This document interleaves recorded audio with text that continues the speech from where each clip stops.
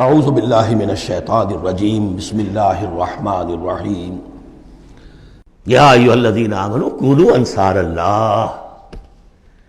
اگر تم اللہ کے دین کا جھنڈا اٹھانے کے لیے اپنی جانیں لگا رہے ہو تو کس کے مددگار ہو؟ اللہ کا دین ہے، جھنڈا اس کا ہے، اور یہ فرض منصبی اصل تھا محمد کا، تو ان کی بھی مدد ہے۔ من انصاری اللہ آگے آ جائے گا۔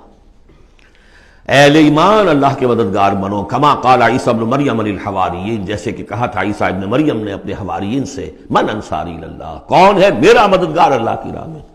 دیکھیے جیسے بیعت کی نسبتیں آئی تھیں دو، بیعت حضور سے، بے اللہ سے، لہذا تیسرا ہاتھ اللہ۔ وہی مسئلہ یہ ہے، نصرت اللہ کی، لیکن میری نصرت اللہ کی طرف۔ اللہ کی نصرت کیسے کرو گے؟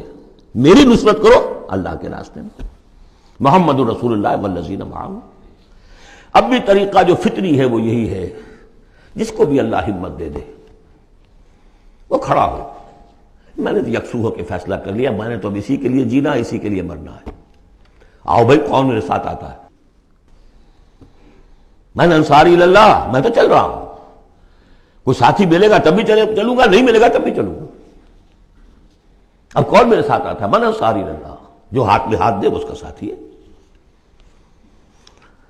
اذ قال عیسیٰ ابن مریم للحواریین من انصاری اللہ قال الحواریون نحن انصار اللہ۔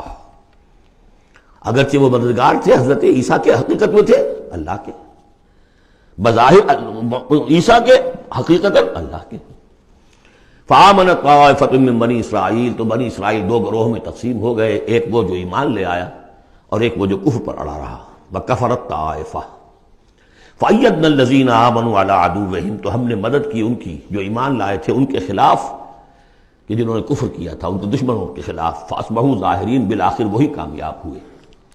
لیکن یہ کامیابی آسانی سے ہاتھ نہیں آئی تھی، اچھی طرح سمجھ لیجیے گا۔ 300 برس لگے ہیں حواریین مسیح کو، اور ان کے اصل پیروکار جو تھے حضرت مسیح کے، وہ سختیاں انہوں نے جھیلی ہیں۔ تاریخ انسانی میں اگر آپ لیں گے ایک مقدار کی حیثیت سے تو اتنی زیادہ قربانیاں شاید کسی نبی کے ساتھیوں نے نہیں دی۔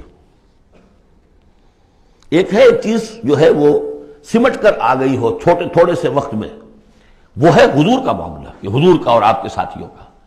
لیکن جتنے طویل عرصے تک اور جس قدر شدید پرسیکیوشن، عام خیال یہی، اور میں بھی اس کا قائل ہوں، کہ سورہ یاسین میں جو ذکر ہے، وہ جو 2 رسول بھیجے گئے اور پھر تیسرا بھیجا گیا، وہ اصل میں حواریین مسیح تھے، رسول کے رسول تھے، اللہ کے رسول نہیں تھے براہ راست۔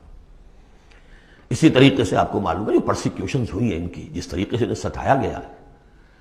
جو اصحاب الاخدود تھے وہ بھی عیسائی تھے، جن کو کہ یہودیوں نے جلایا، ابو نواس نے، وہ بھی عیسائی تھے، حضرت مسیح کے ماننے والے۔ اسی طریقے سے یہ 7 سلیپرز کون تھے جو جان بچا کر گئے تھے؟ اصحاب کہف عیسائی تھے۔ رومی شہنشاہیت تھی، بت پرستوں کی شہنشاہیت تھی، اس میں جو کچھ پرسیکیوشن ہوئی ہے وہ تو 300 عیسوی میں پھر رومن امپائر نے عیسائیت قبول کی ہے۔ اس کے بعد سے پھر ظاہر بات ہے، چاہے عیسیٰ کو وہ صحیح طور پر مانتے ہیں، غلط طور پہ مانتے ہیں، عیسیٰ کے ماننے والے ہیں، وہ کہتے ہیں وہ حرام زادہ ہے، وہ کہتے ہیں کہ نہیں وہ اللہ کا بیٹا ہے، بس اتنا ہی فرق ہو گیا، وہ ایک انتہا کو نکل گئے، وہ دوسری انتہا کو نکل گئے۔ باسٹرڈ کہتے ہیں کھلم کھلا، سن آف مین، اور وہ لوگ کہہ رہے اللہ کا، لیکن مانتے تو ہیں نا، یہ انکار کرتے ہیں۔ تو ہمارے ہاں بھی کتنے ہی لوگ ہیں حضور کے رتبے کو جب نعتوں میں بیان کرنے آئیں گے اللہ سے کم چھوڑتے ہیں، اللہ سے اوپر بنا دیتے ہیں۔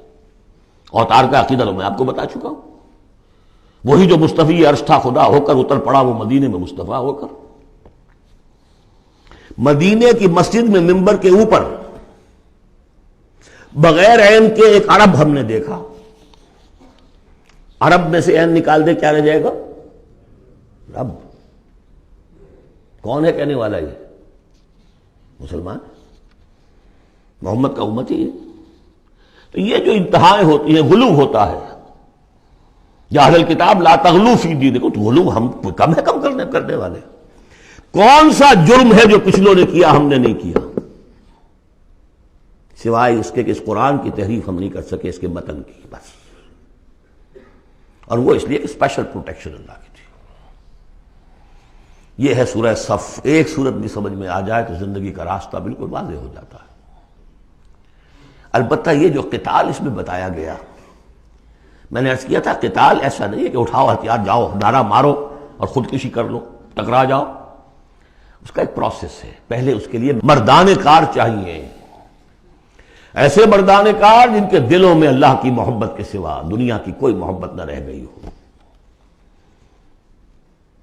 جو ہم سورہ شورى میں پڑھ چکے ہیں. فما اوتیتم من شیء فمتاع الحیاۃ الدنیا وما عند اللہ خیر وابقى للذین آمنوا وعلی ربہم یتوکلون.